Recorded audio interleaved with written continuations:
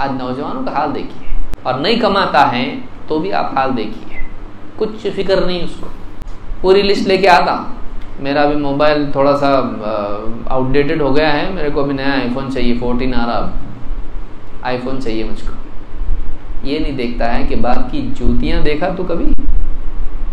तेरा आईफोन जो है, सैमसंग छोड़ के आईफोन ले रहा, 13 के बाद 14 लेने की बात कर रहा, तो तेरी दुनिया में मगन है। कभी तूने बाप की जूतियां भी देखी हैं? उसके कपड़ों में कितने पैबंदे देखा तू? वो कितनी मेहनत करके लाता है, बाहर से आता है, वो दवाएं अपनी कितनी छोड़ रहा है, नहीं खा रहा, कुछ दवा खा रहा, कुछ नहीं खा रहा, पैसों की कमी की वजह से।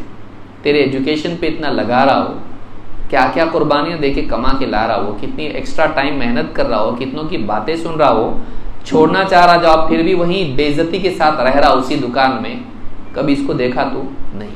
तेरे जहन में तेरे रॉयल, तेरे फ्रेंडशिप, तू हाई लेवल के लोगों में उठता बैठता, तेरे जूते नाइकी के, स्केचर्स के, एकदम हाई लेवल के, तेरे कपड़े, तेरी जीन्स पैंट, तेरी घड़ी, तेरा चश्मा रेबैन का, तू तो बहुत बड़ा आदमी है, भिखारी है तू, फकीर है तू।